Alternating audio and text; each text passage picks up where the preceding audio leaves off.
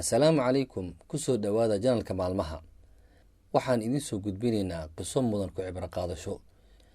Laba wiil oo dhalinyaro ah oo u dhalatay dalka Sacuudiga ayaa waxay ka soo baxeen magaalada Madiina, waxayna u soo safreen dalka Turkiga, ayagoona doonaya inay halkaasi ku soo dalxiisaan, qamrina ku soo cabaan.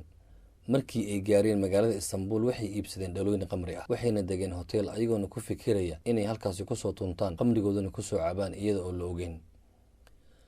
Markii ay soo iibsadeen qamrigii ayaa waxay raaceen taksi, waxayna tageen hotel. Markii gudaha ay u galeen hotelka ayaa waxaa soo dhaweeyay ruuxa fadhiya meesha soo dhaweynta, wuxuuna ku yiri xageed ka timaadeen. Waxay yiraahdeen waxaan ka nimid magaalada Madiina oo ah halka uu rasuulka calayhi salaatu wasalaam ku aasan yahay. Ninkii ayaa aad u farxay maadaama ay ka yimaadeen meesha uu rasuulka calayhi salaatu wasalaam ku duugan yahay, wuxuuna dejiyay qol aad u wanaagsan oo heer sare ah, isagoona ku darajeynaya rasuulka calayhi salaatu wasalaam una muujinaya jaceylkiisa. Labadii wiil ayaa aad u farxay, waxayna degeen qolkii. Halkaas ayayna waxay ku bilaabeen in ay habeenkii oo dhan cabayaan qamrigii ilaa mid ka mid a labadoodii uu aad u saqraamay. Waqti yar kadib waxa ay maqleen albaabkoodii oo la garaacayo.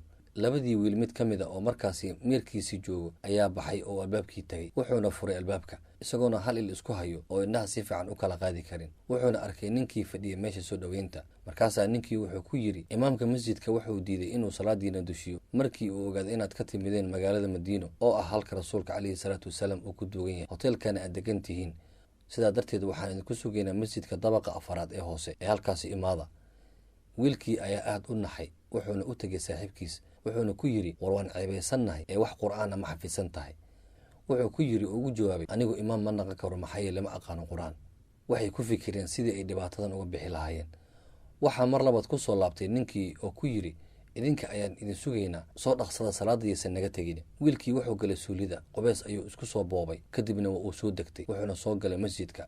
Markii uu soo galay ayuu wuxuu arkay masjidka oo aad u buuxo, waxaad moodaa inay tahay maalin jimco ah. Kadib wuxuu galay salaadii, wuxuu u noqday imaam, wuxuuna bilaabay inuu akhrinayo suuratul faatixa. Markii uu bilaabay alxamdulilaahi rabbil caalamiin, dadkii masjidka oo dhan waa ay ooyeen, ayagoona xasuusanaya masjidkii nabiga calayhi salaatu wasalaam. Wiilkii isagana wuu ooyey, wuxuuna ku akhriyay labadii ragco suuratul faatixa iyo suuratul ikhlaas, maxaa yeelay ma uusan xafisanin qur'aan kale. Markii ay salaadii dhammaysteen ayaa dadkii ku soo xoomay, ayagoona u duceynaya maadaama ay xasuusiyeen rasuulka calayhi salaatu wasalaam ayna ka yimaadeen meesha uu ku duugan yahay.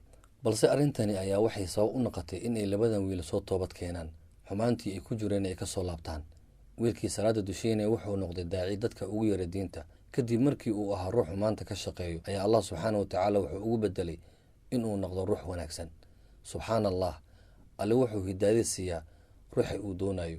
Waad ku mahadsan tahay daawashada muuqaalkan.